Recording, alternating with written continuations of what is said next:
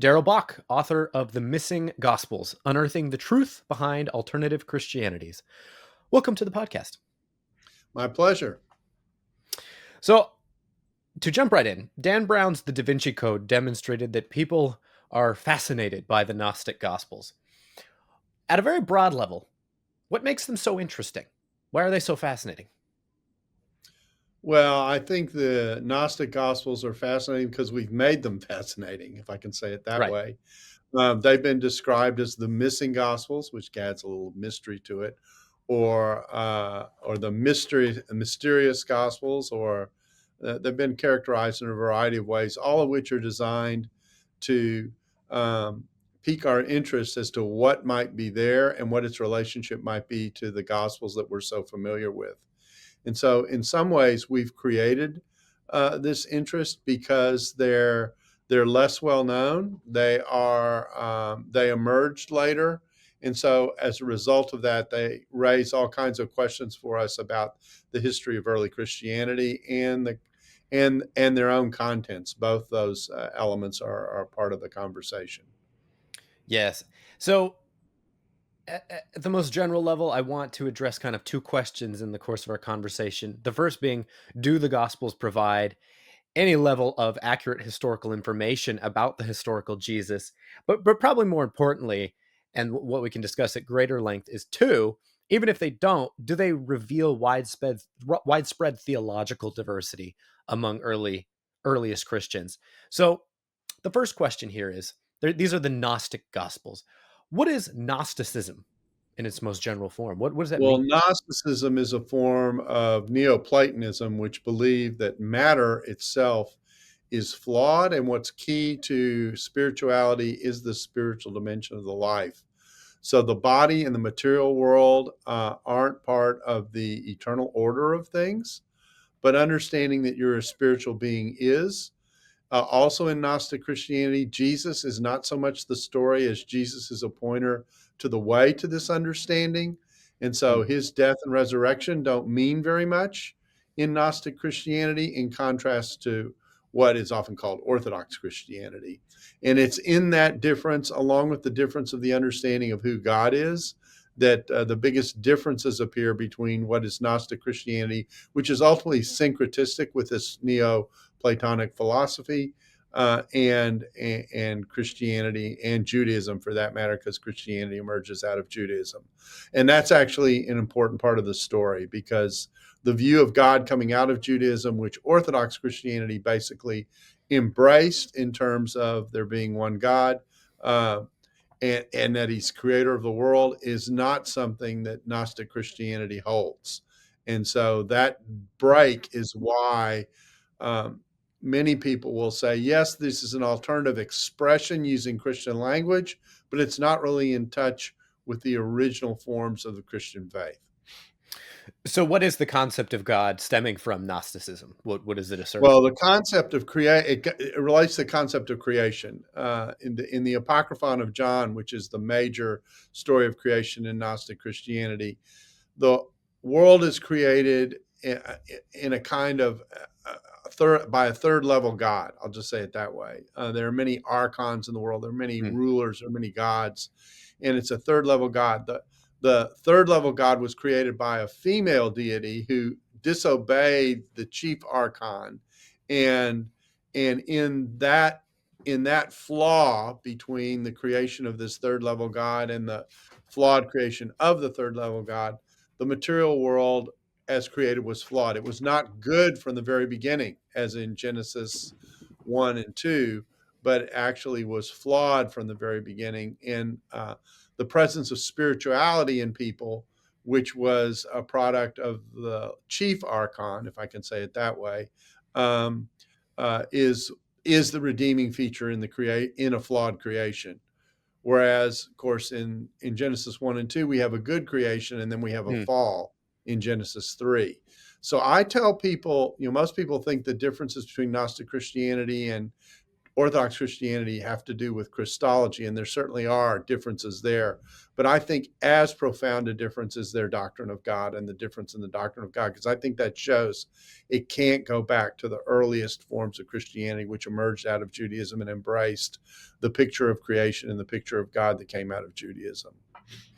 So, what is the picture of Jesus that you get from the Gnostic Gospels? It's obviously a controversial question what the historical Jesus thought of himself, but what did the Gnostic Gospels and Gnosticism think about Jesus? I don't think they They didn't thought take that him to be like Jesus God was a himself, but Jesus was a spiritual force who pointed the way to the profound spirituality of who humans are, and who urged people to pursue a path related to this spirituality. And so his death, his resurrection aren't a part of the story. In fact, in Gnostic Christianity, Jesus doesn't even die on a cross. His spirit occupies a human body, but departs before Jesus is crucified. Some Gnostic texts have what's called a laughing Jesus, and Jesus is laughing because people believe he's being crucified on the cross, but he actually isn't being crucified on the cross because his spirit has left the body before it was crucified. So it's a very different um, expression of theology, actually, and most people don't realize how different it is. mm. I've heard that Gnosticism might be an unhelpful term because it's more like an umbrella term for a wide diversity of views. Now, from what you're saying, it seems there's a pretty unified content to Gnosticism. But how does that Well, there's a comport with this core idea there's a that there's core actually con- variety? there's a core content that comes out of the Neoplatonism. Mm, That is because the Platonism is the idea of you have the worldly ideals, and then you have the material type that is an imperfect match for that ideal. And so there is this core element of the Platonism that's in Gnosticism that you see that allows people to connect it. You're right, there are people who debate whether the term Gnostic is helpful or not. Part of it is because the pedigree in the end is pretty weak in going back to the earliest church. This does emerge in the second and third centuries because it's a syncretistic wedding of Christian theology with Greco-Roman philosophy, mm, and that combination, that syncretism, is what's produced the unique mix you get in Gnosticism. Most people would date the emergence of this now sometime somewhere in the second century. It gets debated whether it's early second century, mid second century, or later. One of the key works that's associated sometimes with Gnosticism is a work called the Gospel of Thomas, sometimes known as the Fifth Gospel.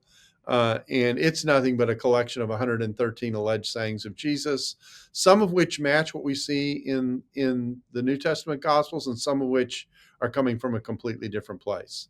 And then another key work for Gnostic Christianity is, as I mentioned, the Apocryphon of John, because it tells the story of the origins of creation and kind of lays the basic and core theology of the movement in the story that it tells about the creation. mm.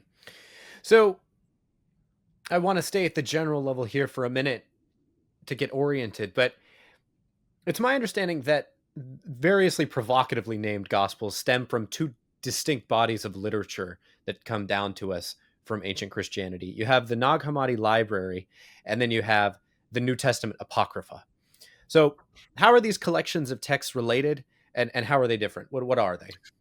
Well, the Nag Hammadi collection is a collection of texts that do reflect the Christianity of later centuries, not the first century, but the second, third, and fourth centuries in the area of in the region of Egypt, and are actually the findings of writings out of Gnostic Christianity, which we knew about, but we didn't have, are found in this library collection that's known as Nag Hammadi. That's where it was found.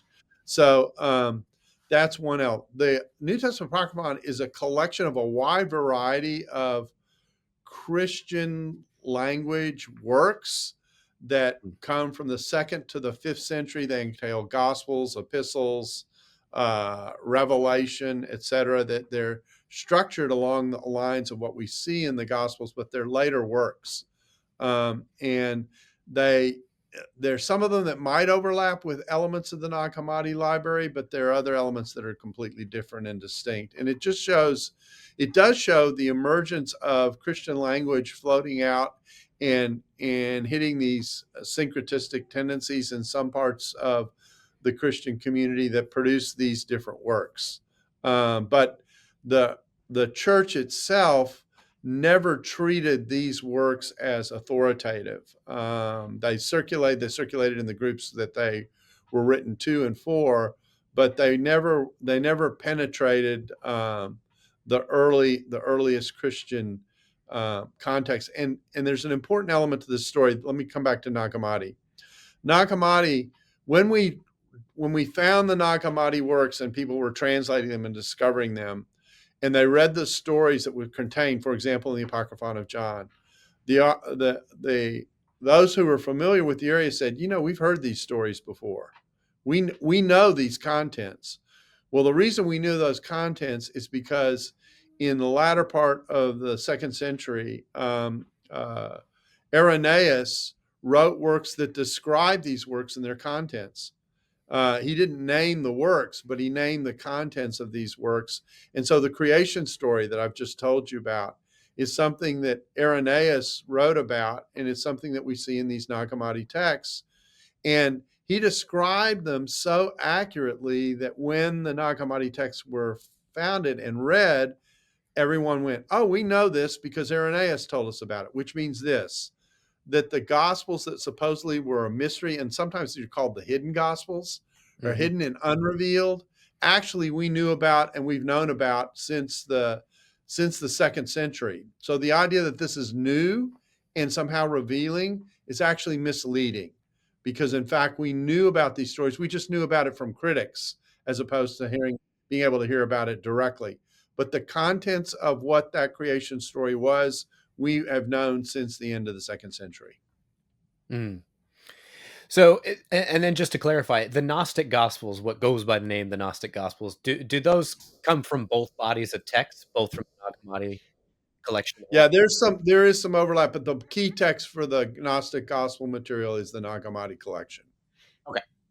Okay. Well, good. Yes. So before really diving into the interesting questions about the historical Jesus and earliest Christianity, I thought it would be good to go through some of the big names, the big name Gnostic Gospels, just kind of get an overview of what they are, when they're dated, that kind of Yeah, well, they come from the second century and beyond.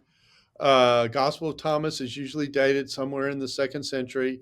There are elements in the Gospel of Thomas that may be older than that, but thing. but the Gospel of Thomas itself is a second century document in all likelihood, and most of the documents of the Nag Hammadi texts are second century or younger, so second, third, fourth century uh, A.D.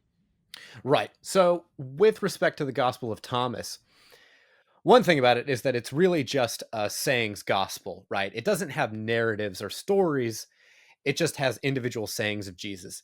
Now, one argument I've heard about that actually speaks to the historical, the earliness of the text, because it means that the Gospel of Thomas resembles Q, the hypothetical source behind Matthew and Luke. And in that Q is also a sayings gospel, it's thought. And that's very early. It's before the canonical gospels. And so that if the Gospel of Thomas is also a sayings gospel, well, that means it must too at least rely on a source that's very early. At least it's an argument for that conclusion. What do you make of that? Well, this is why I said that Q is made up of Thomas is made up of a combination of materials. You Hmm. read Thomas and you read some of it and you go, about 25% of it, you go, oh man, that sounds like the Gospels, because it does sound like the Gospels. Read another 25%, you go, well, that's sort of like the Gospels, because that's sort of like the Gospels. Then you got another 50% of it, you go, I have no idea where this came from. This is so different than what I see in the Gospels. And Hmm. so Q is this hybrid, if I can describe it that way, some of which may have material that does go back and actually touches the same tradition that we see in the Gospels. But then you have this other stuff that's coming from places that have nothing to do with what we see in the Gospels and actually have a different point of view than what we see in the Gospels. And one of the most famous sayings in the Gospel of Thomas is saying 13, in which the hero is Thomas. He's not, it's not Peter. It's the Thomas version of Peter's confession at Caesarea Philippi, where Peter confesses that Jesus is the Christ in Matthew and Mark and Luke. But in Thomas, it's Thomas who makes the great confession, because Jesus asks who I am, and Thomas replies, "We can't say who you are. You are basically you are indescribable." And Jesus takes Thomas aside and has a private conversation with him about Thomas's unique understanding of who Jesus is, in contrast to Peter and the other apostles. And when the other apostles want to know what they talked about, Thomas's response is, "Well, I can't tell you, because if I were to tell you, you would be consumed in judgment. You would be burned up," is basically what it says. So he's basically saying, "I'm not telling you the secrets that I know." Mm. And of course, then the emphasis in the Gospel of Thomas is there are these hidden things that the really spiritual people understand, that other people who claim the name of Christ don't understand. And we have that insight. That's part of what's going on with the Gospel of Thomas and these sayings. And so, in many of these, in some cases, with many of these Gospels, we're getting texts that, if they do supply narrative, I'm not talking about Thomas now so much, but if they do supply narrative, they're what Jesus said after the resurrection, as opposed to being about his ministry, because it's an attempt to trump the canonical gospels by saying, here's the last things that Jesus said to us. So you said they were sayings from after the resurrection or from just before? Correct. No, Right. from after the resurrection. These are resurrection appearance texts in many cases. Mm. So who wrote the Gospel of Thomas? I mean, I take it that in all of We these don't cases, know. it's not the names Yeah, attached we to it. don't know. We don't know who the authors are. So, but where did it probably originate? Do we know anything about its historical origin? We know The very Gospel of little Thomas. about its origin. We just know that it's a mix, that it's a hybrid, dealing in a variety of traditions, some of which come out of the strand of what was the Orthodox Church in all likelihood, and other pieces which are coming from elsewhere. Okay. Okay. And so then the Gospel of Judas. What can you say about the Gospel of Judas? Well, this has been a recent discovery. In fact, some people wonder if it's actually authentic or not at Mm. all. And it's famous because theoretically it shows Jesus's understanding and some sympathy with Judas. It's of all the texts that probably you're going to raise, this is the one that has the least historical value, because one, we know so little about it, and two, we're not even certain it's a legitimate gospel, a Mm. legitimate early gospel from the first 5 centuries of the life of the church. Now, what is the ambiguity surrounding its whether it's even genuinely Gnostic gospel or not? Well, the ambiguity is that we can't trace, we don't have a way of tracing its pedigree and its claims, so we don't have a way of placing it. And so some people suggest there are elements in it. There are elements in it that look like they're made up and constructed in some way. Mm. So that's why the manuscript that supposedly it's on is written in a style that raises questions about whether, in fact, it's an authentic ancient manuscript or not. Okay. Okay. Now, in the case of the Gospel of Peter, the Gospel of Peter is interesting because it has a really fantastical resurrection appearance of Jesus, where I A think, mammoth Jesus. yeah, both Jesus and the cross itself come out of the tomb, if I'm right, and they extend Yeah, into the heavens. something that the canonical gospels do not do. That none of the canonical gospels actually give us the moment of resurrection. They give us the Mm. effects of it. Yeah, so there's no attempt to pair, if I can say it this way, the cross and the resurrection in a way that the Gospel of Peter does in the canonical Gospels. You simply get the appearance of a risen Jesus, Now, why? who appears in a very normal way. By the way, he Yes. appears as a resurrected human being, not in this fantastical, mammoth size. I mean, he makes Goliath look like a dwarf. Yeah. It's an odd. I think it's so odd because it's so out of concert with the with the descriptions of those events from the canonical gospels, which are very reserved by comparison. And Exactly I right. wonder, I wonder, does that just reflect the usual process of legendary accrual and development over time? I mean, is that all that Yeah, I is? think it's an attempt to make a statement about how, magnificent, the resurrected Jesus is, how overpowering, overbearing in presence he is, that kind of thing. Yeah, and it has all the evidence of being a legendary accretion. Right. All right. Another one I want to get your comment on is the Gospel of Philip, which is interesting because some commentators have seen it as suggesting an intimate relationship between Jesus and Mary Magdalene, the text referring to the latter as Jesus's companion. And I don't know if you could speak to that. I'm confident I know what you're going to say, but what do you think about that case? Well, you're right to be confident of knowing about what I'm gonna say. I mean, there is nothing there is nothing in the early church tradition that suggests that Jesus was ever married. And so the whole Mary Magdalene thing is is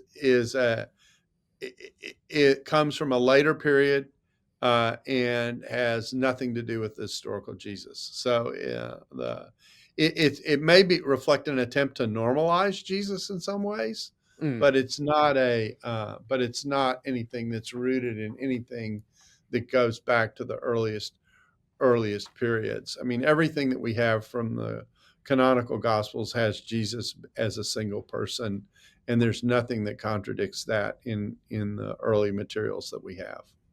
mm. And I suppose that's significant because the canonical gospels are all much, much earlier than the Gnostic Correct. texts. Correct. So, I mean, it is strange that you would find this single strand within. When does the Gospel of Philip? When is it dated? End of the second Again, century? you're talking. All these texts are usually second or third century. Right, right. Well, it's not. I mean, I'm not a historian myself, but I'm assuming it's not credible methodology to take a single line from a second or third century source and think that that preserves more historical memory than the first century text.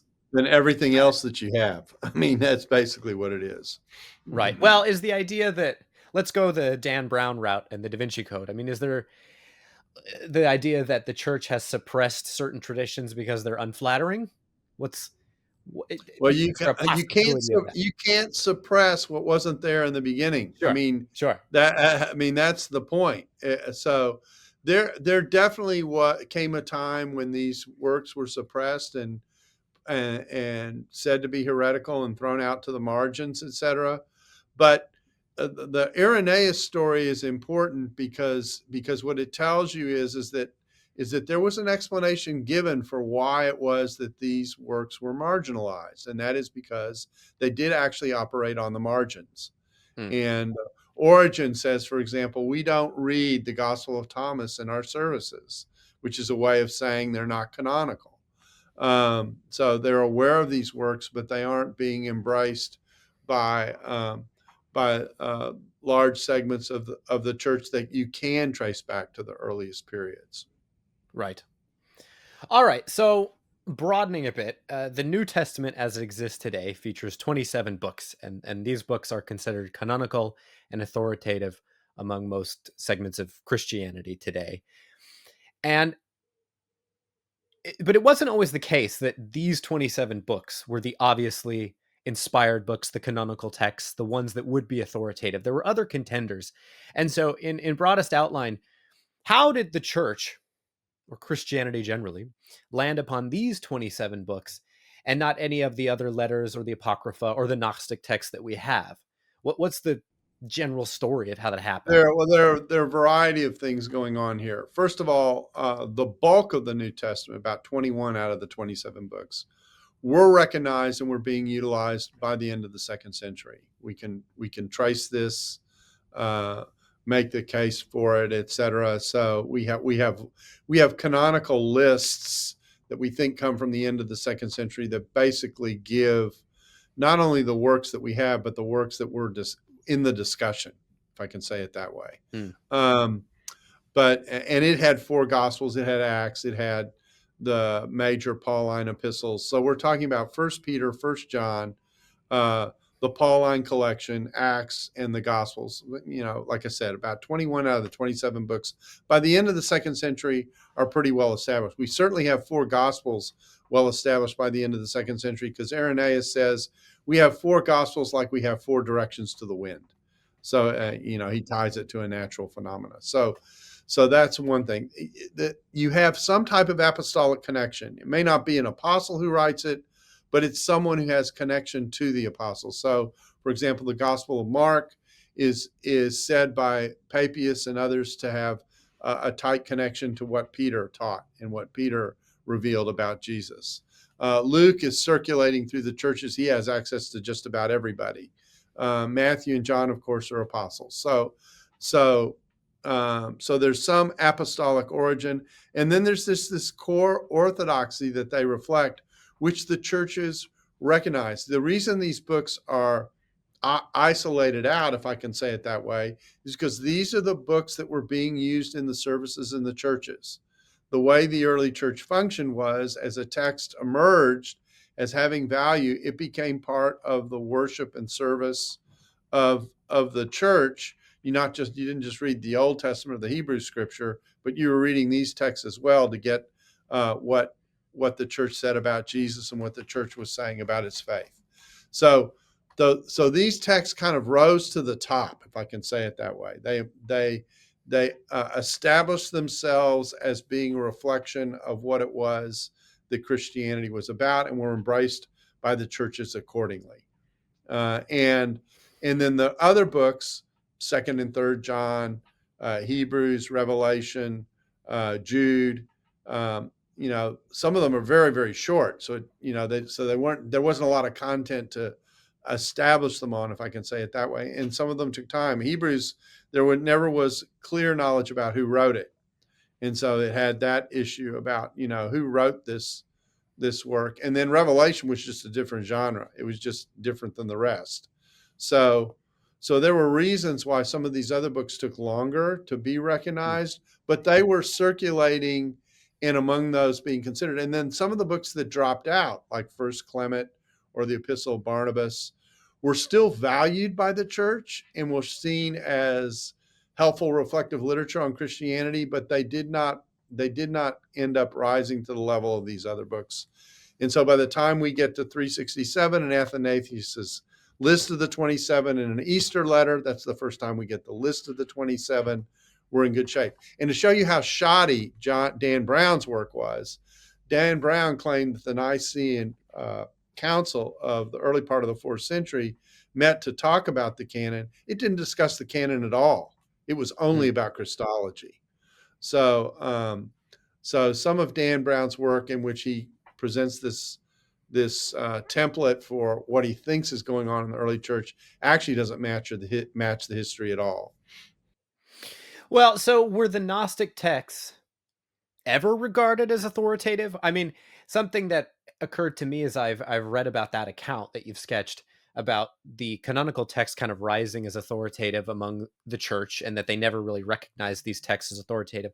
I thought, well, is that just because we're defining the fringe groups as not the church? And so there were bodies of people who would call themselves Christians and they thought these texts were authoritative, but the the church that has survived to the present day to be called the church never regarded these texts as authoritative? Or is it the case that among a neutral definition of Christians or whatever, the Gnostic Gospels just never claimed uh, authority over Oh, anybody? they No, claim no. the space for sure, and in fact, one of the reasons we get a canonical listing is because these books were emerging and making those claims. Mm, Okay, and then the church was coming along and saying, "No, those aren't our books. These are our books." yeah. Uh, but the reason the earlier conversation is so important is because the pedigree of what you have in orthodoxy in the sources that it has that are in touch with Jesus and the apostles, you can establish. Okay, Mm, you can't do that with the Gnostic materials. mm. Meaning you can't connect them to a yes. Yes. Okay. All right. So we will continue exploring that idea. I want to read for the listeners an English translation of the Nicene Creed because that will be a jumping off point. It goes, I believe in one God, the Father Almighty, maker of heaven and earth, of all things visible and invisible. I believe in one Lord Jesus Christ, the only begotten Son of God, born of the Father before all ages, God from God, light from light, true God from true God, begotten, not made, consubstantial with the Father. Through him all things were made. For us men and for our salvation, he came down from heaven, and by the Holy Spirit was incarnate of the Virgin Mary and became man. For our sake, he was crucified under Pontius Pilate. He suffered death and was buried and rose again on the third day in accordance with the scriptures. He ascended into heaven and is seated at the right hand of the Father. He will come again in glory to judge the living and the dead, and his kingdom will have no end. Now, and it goes on a bit more from that, but my question here is most Christians would see the Nicene Creed as a succinct statement of Christianity and Christian belief. And it does accurately represent what most people who call themselves Christians believe today. But what's the history of the Nicene Creed? Where did it come from? Well, the Nicene Creed was an attempt to put in technical philosophical language a definition of the Trinity, basically. Okay. So, and to articulate clearly the relationship between the belief that there was one God, but that one God exists in three persons. So, one of the sections that you didn't read that was coming next is the declaration of the Holy Spirit as being a part of the Godhead as well. But the important part of the statement, I think, for people just to keep this simple, is the idea that Jesus is put on the creator side of the creator creature divide. In other Hmm. words, when the discussion of Jesus comes up, the point is made, he is a part of the creation, he is not a creature. And so so that's a way of affirming his deity, because he's not a creature, he's a part of the creation comes through him, okay, from the Father through the Son, and in that way, it's one way to affirm the uniqueness and the deity of Jesus, who is an incarnate human being on the one hand, but also is the representation of the Creator God on the other. And the idea that Jesus is the God man, if I can say it that way. So the Nicene Creed is an attempt to articulate that in very specific and particular, mostly philosophical, technical language that Greeks of that time would be able to grasp as a way of explaining the Christian doctrine of the Trinity. That's what Nicaea was all about. It was to define as clearly as possible the relationship between the Father and the Son. Hmm. So this creed was adopted at the Council of Nicaea in 325. Correct. Okay. Well, so what was the Council of Nicaea? I mean, explain it It to was an it audience was who it might was not have any designed background.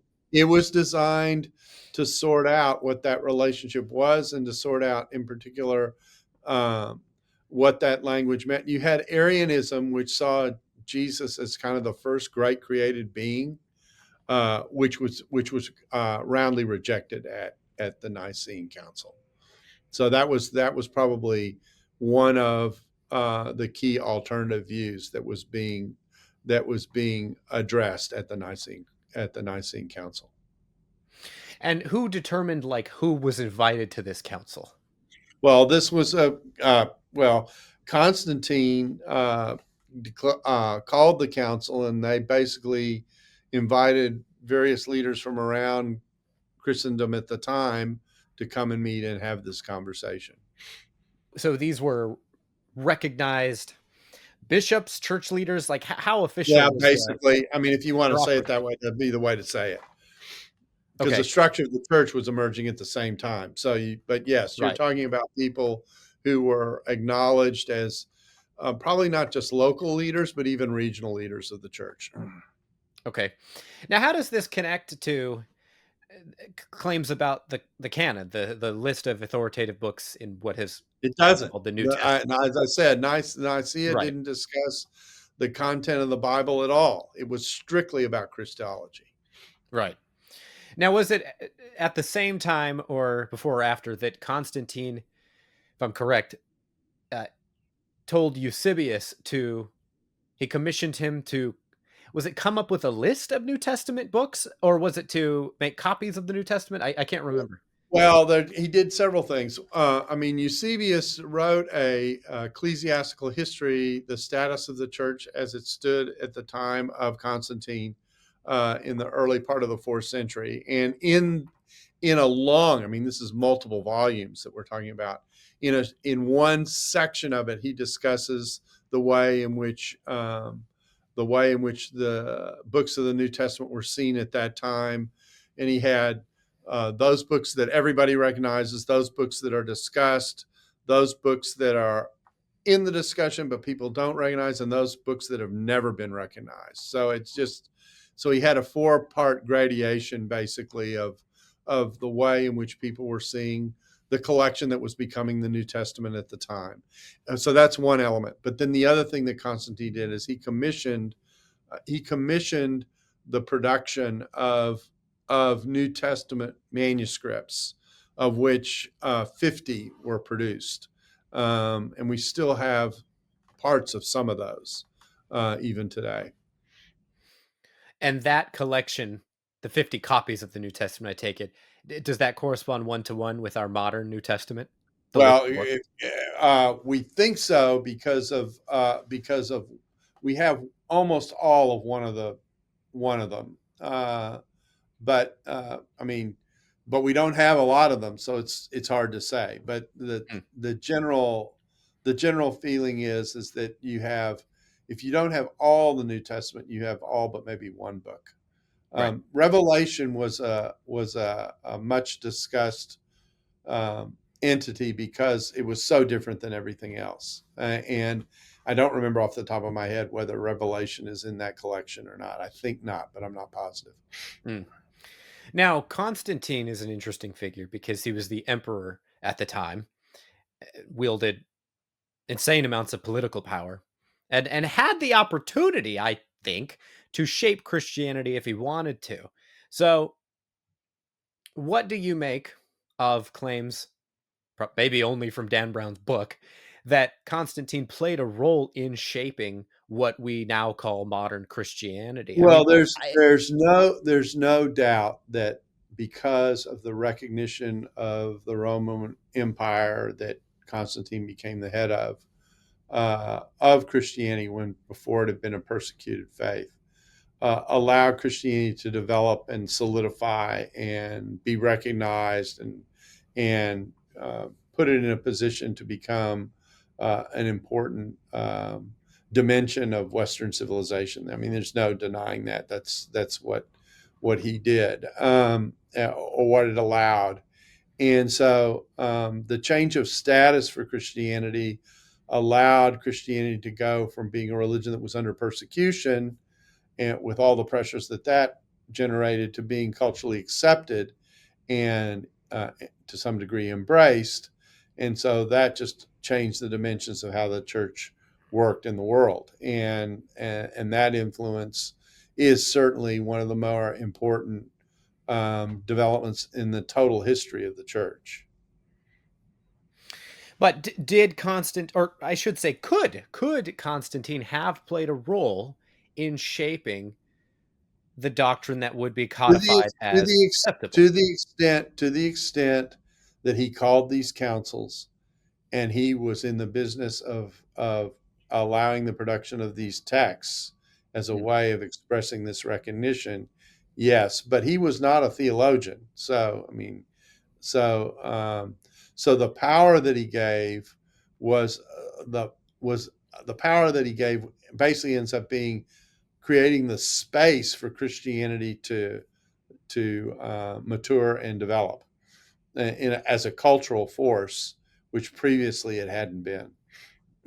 mm.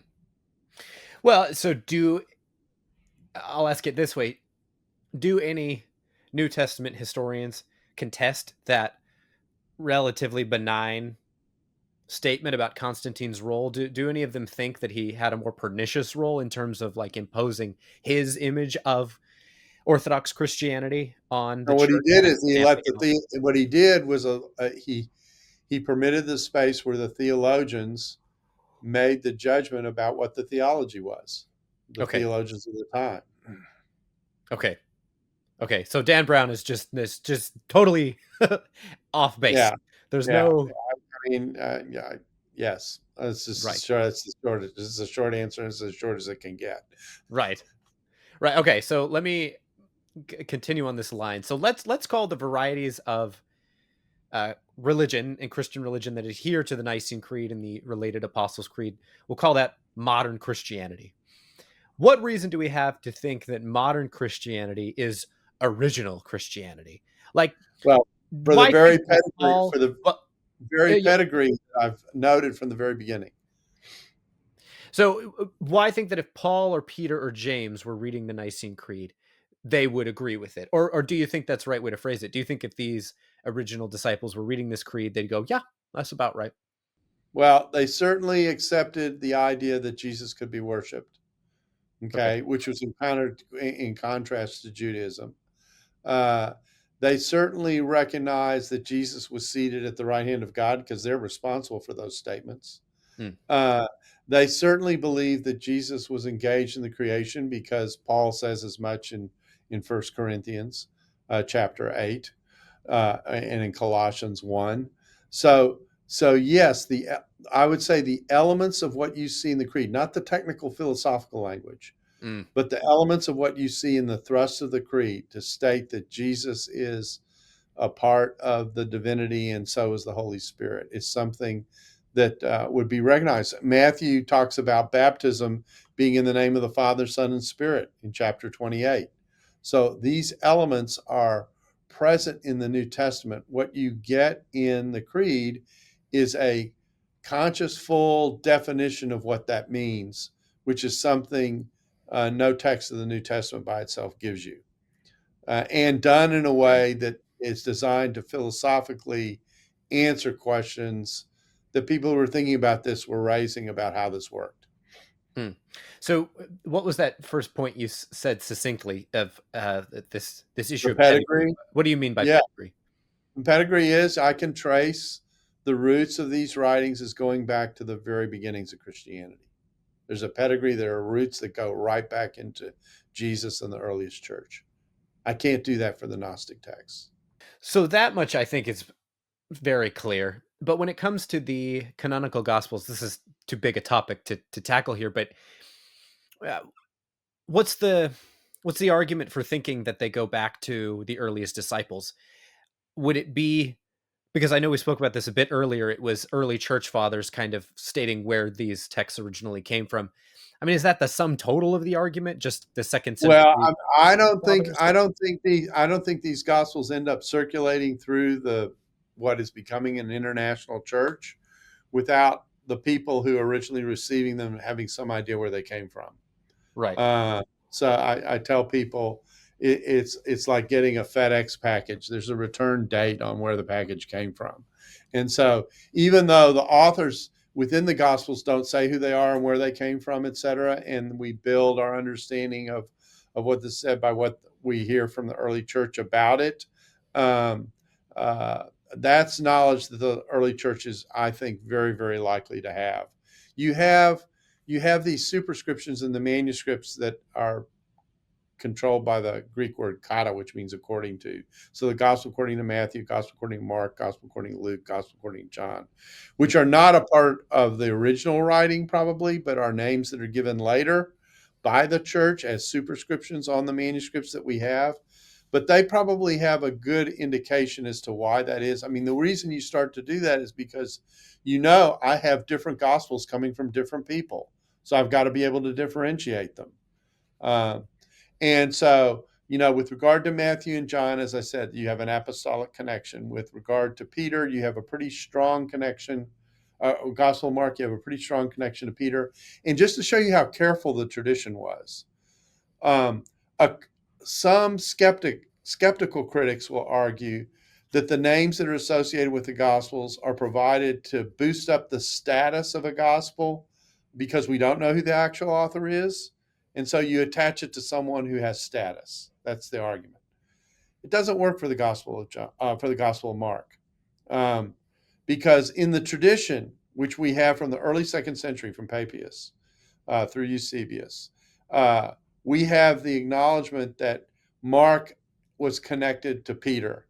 So if you were able to select a name to raise the status of the gospel in your choice at the time, and you could do whatever you wanted, and your choice was between Peter and Mark, you would have called the second gospel the gospel according to Peter and not the gospel according to Mark. Right. So the fact that the tradition is I can say that careful in how it attributes authorship, I think tells us something about the strength and rootage of that tradition and the authorship that's involved with that gospel. And Mark's regarded as our first gospel, our earliest written gospel, so it's an important part of the collection. And then when it comes to something like the Gospel of John, my understanding is it's far more contested who wrote it and its historical value. Do you think there's a good case for the apostolic connection in the case of John? Yes, and all John is doing, he's writing what I call a synthetic gospel. He's Mm, writing a gospel that is kind of, if I can say, upon further review. Well, the synoptic gospels tell the story of Jesus from earth up, and you watch it dawn on people who Jesus is, and you watch it, the people grow in their understanding. John, from the very first verse, tells you what his thesis is. You know, yes. in the beginning was the Word was with God, the Word was God. It's told from heaven down. And so it's designed to tell you this is what Jesus was really about, and we know this because of everything that we know about him. And so it's a reflective gospel in a way that the synoptic gospels are not. And that, I think that can explain much of the difference that you see between the two sets of gospels, the synoptic gospels, Matthew, Mark, and Luke versus John. In fact, the early church referred to John as the spiritual gospel. That's how Clement of Alexandria referred to him in the second century, and that's because of the way it works. And another interesting alternative name for the gospels that comes from Justin Martyr in the second century is they're the apostolic memoirs of Mm. Jesus.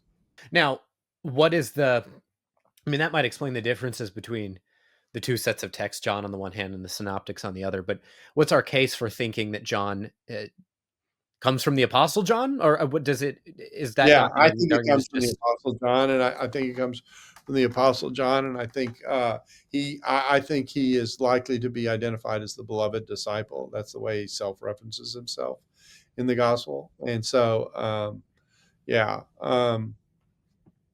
I have a lengthy quote here from Bart Ehrman, whom you may have heard of, in his I book actually know. Lost. Go ahead. Yes, in his book Lost Christianities, and so I'll read the whole thing and get your response. So it may be difficult to imagine a religious phenomenon more diverse than modern day Christianity. There are Roman Catholic missionaries in developing countries who devote themselves to voluntary poverty for the sake of others, and evangelical televangelists with 12-step programs to assure financial success and prosperity. There are New England Presbyterians and Appalachian snake handlers. There are Greek Orthodox priests committed to the liturgical service of God, replete with set prayers, incantations, and incense, and fundamentalist preachers who view high church liturgy as a demonic invention. There are liberal Methodists, political activists intent on transforming society, and Pentecostals who think that society will soon come to a crashing halt with the return of Jesus. And there are the followers of David Koresh still today who think that the world has already started to end, beginning with the events of Waco, a fulfillment of prophecies from the book of Revelation. Many of these Christian groups, of course, refuse to consider other such groups Christian. What could be more diverse than this variegated phenomenon, Christianity in the modern world? In fact, there may be an answer: Christianity in the ancient world.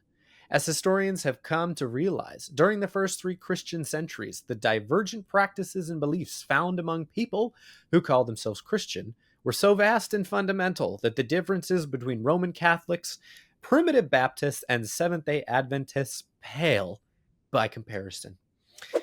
Well, Darrell, what's your take on that? A lot of rhetoric and very little history. Okay. Um, uh, the whole point of pedigree, the whole point of writing the missing gospels, was to make the point that people who are claiming that alternative Christianity goes back to the very beginning of Christianity have badly misread the early history of the early church, and to try and show that and demonstrate that.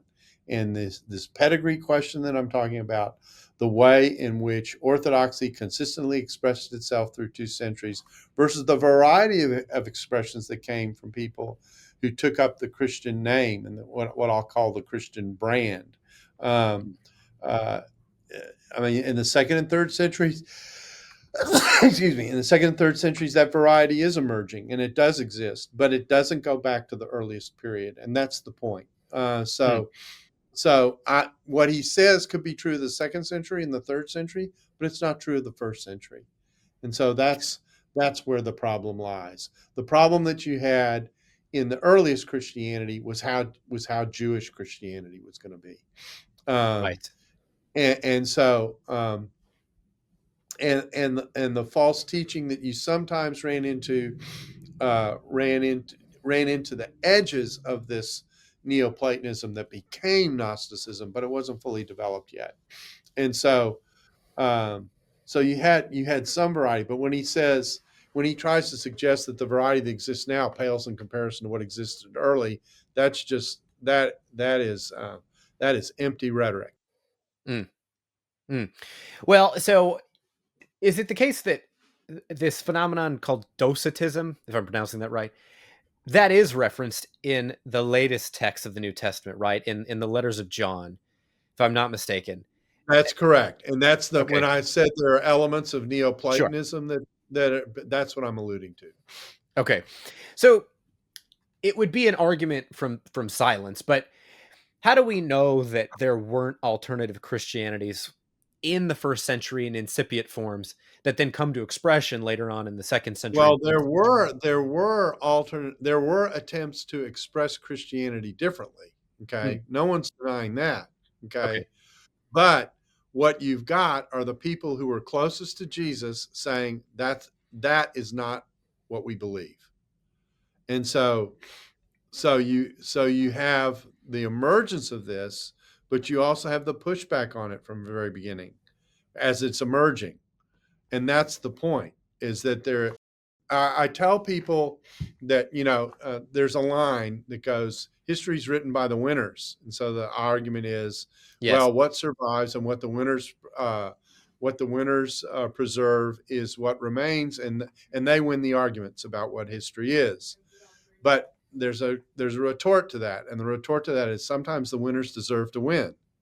In other words, sometimes what gets preserved is a reflection of what was actually going on right, and isn't fabricated. And this is again, I'm back to Irenaeus again. Irenaeus is important to us for this because what is claimed to have been hidden and suppressed was actually present and we were aware of. mm, It's just we were aware of it from a certain angle. Okay.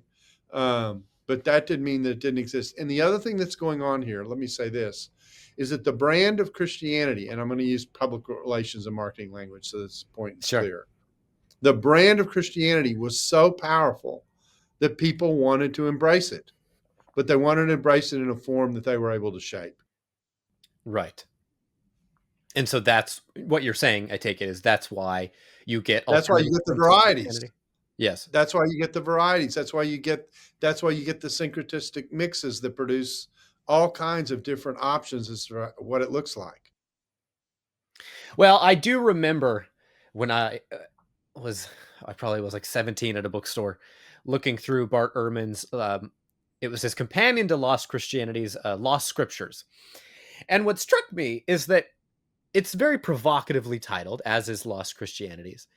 But I think that when you actually look at the details, Bart Ehrman isn't really saying, well, at least some of the time, he's not saying anything that that you disagree with. It's all about the way you phrase it. And so, in that quotation, for example, he says within the first 3 centuries, right? So that's Yeah, technically right if it's only the second correct. and third. And I imagine he knows that, but that's not as provocative a claim of saying, yeah, the Christianity we believe in today and recognize that goes back to the first century. It's just after that you get all this diversity. It's Well, far more alluring.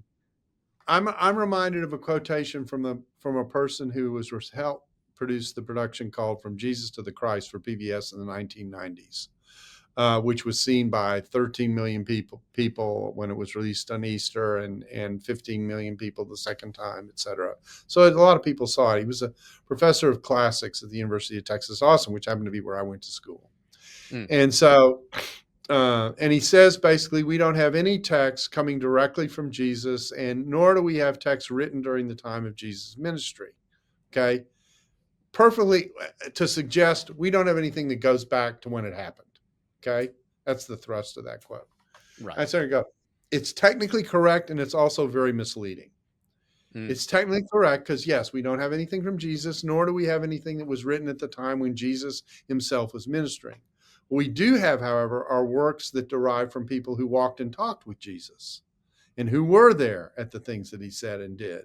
And so that's why I'm saying you get these quotes sometimes, and on the surface, technically, they are they are correct, okay, Mm. but they also are either expressed in such a cherry-picked way or in such a mislead with such a misleading spin that you're actually leaving out things that are important to understanding what the actual context is. Yes. Yes. I mean, I don't think you sell as many books by stating it in the fully correct way rather than the truncated Correct. correct way. Now, Correct. yeah, and the point I was making that didn't get to make, but about the lost scriptures is that as I flip through the book, there's a brief introduction that uh, Dr. Ehrman writes for each one, and he's honest about when these texts originate, and every single time it was mid to late second century or That's later. right. And I That's remember right. thinking, well, am I missing something? Because I mean, on the surface, just as a 17-year-old looking at that, it was nobody thinks that the canonical gospels come from the second century. I mean, as my understanding anyway, most people date it within the first century. And so if Correct. there's universal opinion that the Gnostic texts and related texts all come from the second century or later, well, unless something remarkable is going on, they're not going to preserve a better historical reconstruction of Jesus and early Christianity than the canonical texts, right? I mean, that just seems to be a pretty Yep. fundamental argument. Yep. Well, you understood that as a 17-year-old because you were a normal thinking person at the age of 17. Well, but and yet people are captivated by these texts, and it's Because they certainly say things they wanna hear. Part of what yeah, makes them captivating is they say when I was in this conversation with Dan Brown about Dan Brown, I did a 4-hour interview with Newsweek when they wrote the main story on Dan Brown, giving sure, them all kinds of historical, mistakes that he made, including his claim that this was pro-female, that this theology was pro-female, which is part of yeah, what made it attractive, okay? I said, "But Dan Brown didn't tell you about saying 113 in the Gospel of Thomas, which defends Mary's integrity as a human being by having Jesus say, 'Well, I'm going to make her a male in the afterlife.'" mm, Basically, it's what the text says. And so I said, that doesn't strike me as being particularly pro female. And so, or pointing out the fact that in the creation story of the Gnostic Gospels, it is the flaw and the rebellion of a female deity that creates the flawed creation. It's responsible for the flawed creation. That doesn't strike me as particularly pro female. I spent 4 hours talking to them about these kinds of things and not a word of it in the article. mm, I was so angry at the yeah, way I got handled by Newsweek. That's why I wrote the Missing Gospels. I wrote the Missing Gospels because and then I got and this shows you how worked up I was. I got the dean of Catholic University at the time to write the foreword for me because he had been treated similarly by Newsweek and we both knew it. And so he was as equally irritated as I was. So I said, "Will you write the introduction to this book if I write this book?" And when I sent him the manuscript, he was glad to do so and did so. And so, between the two of us, we were voices trying to say, what you are being told about this early history is not the early history, even though a lot of people are saying it, and a lot of people are saying it in university contexts. well, I've read the Missing Gospels, and I thought it was very good. I think one point that now, like dots that have connected for me from this discussion, is that I think you did a very good job showing how the theology and the views percolating through the Gnostic texts differ fundamentally from the canonical Gospels. But I think what I didn't realize at the time was your point was that that the canonical Gospels or the New Testament tradition connects to this early Jewish understanding of God and creation. And then you have these Gnostic texts which diverge wholesale from that. And what that Correct. means is that they can't, in a historical likelihood, do not reflect You would early not have reliable had tradition. Jewish believers who believed what the Gnostic Gospels affirm, who would then become a Mm, believer that Jesus is the Messiah. mm, That's what I'm saying. right. So, stepping back and asking about what would you say what you've said today about this reconstruction of the history of earliest Christianity and this idea that the New Testament does basically capture Christianity in its earliest form? Is that largely uncontested among professional New Testament historians, or do you think No, that's it's more of very a contested because conservative? the alternative it's very contested because the alternative Christianity's model is the dominant model in much of the secular world, and it has to be, Mm, okay? And the reason it has to be is because Christianity is making exclusive claims on a human being that